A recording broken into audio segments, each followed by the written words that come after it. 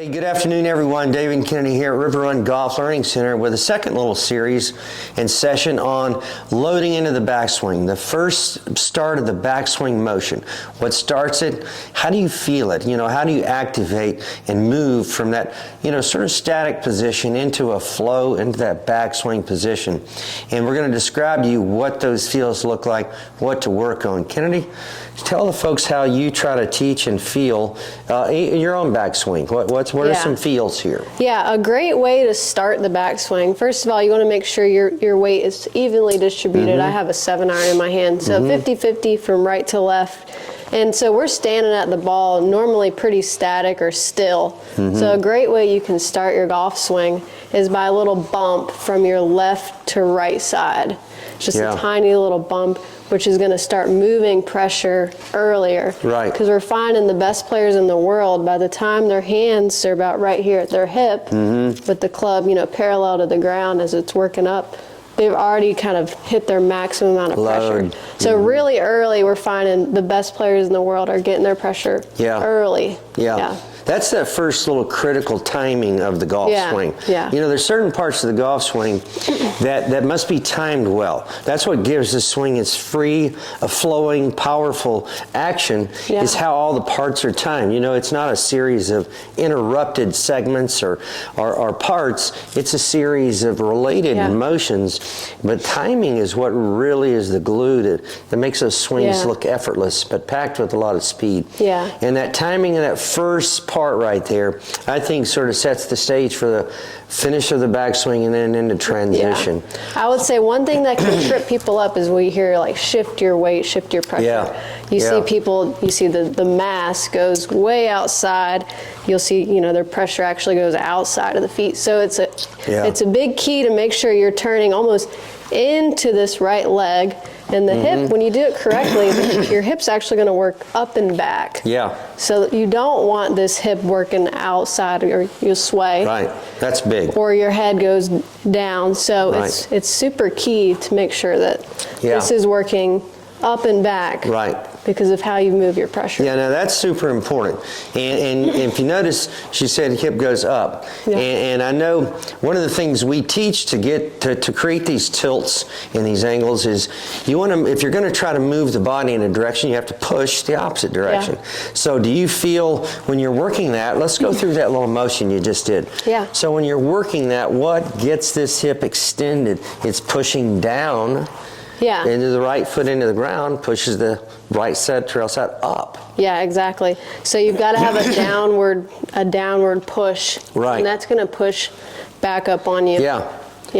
One of the ways we like to teach that, let me get on the other side, and can you get into a dress position, is we'll actually try to pressure up or hold somebody down as she makes this backswing and go ahead and make back, and it forces her to push upward because I'm trying to hold her down. So you're trying to activate down here and it forces that golfer to feel that upward push like that. So just a way to really load into that early stage of that working up and back into this hip, which really gets me loaded. Gets that pressure over there early.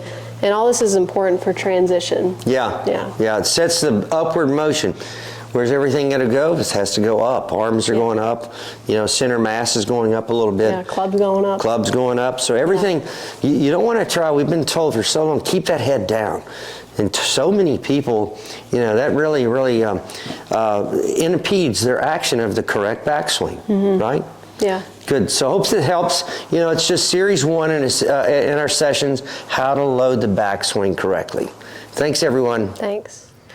All right, so we covered dynamic setup and just a couple of things we're looking for as far as pressure in the feet, and that kind of leads us into the next segment is getting the load correctly. So you always want to make sure you have a solid foundation when you start the swing, which is why we hammer on dynamic setup a lot in our content.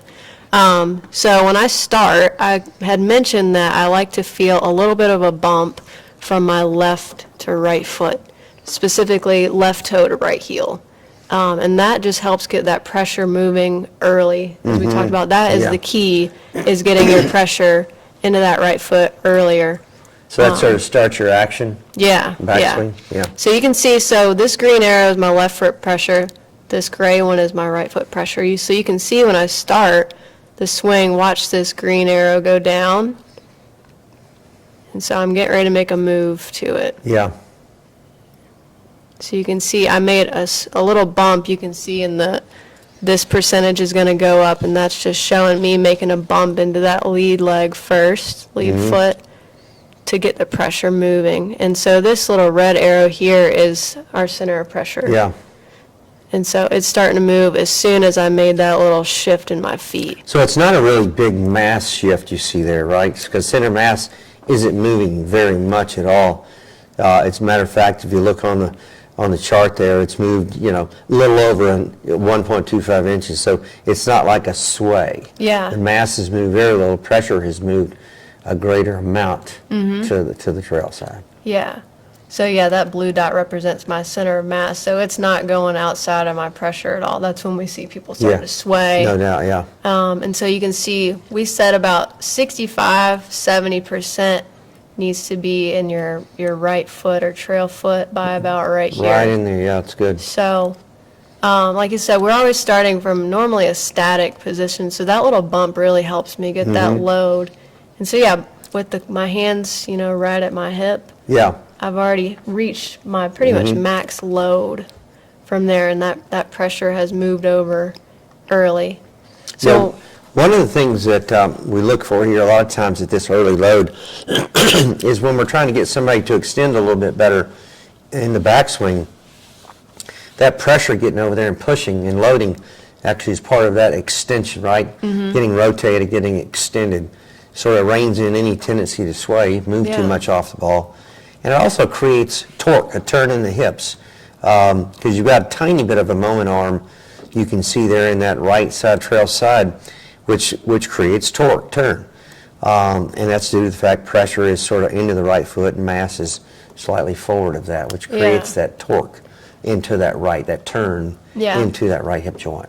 I know one thing you had keyed on was you have to go down to go up first. You do. So you can see this arrow first, it started quite down. Right. And as soon as we start pushing, it's going back up. Yeah.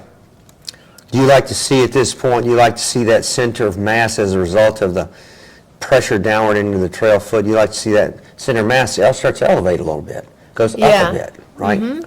So backswing, you're looking for a little bit of a elevated up move. Yeah. With extension. We don't want to see this drop. No.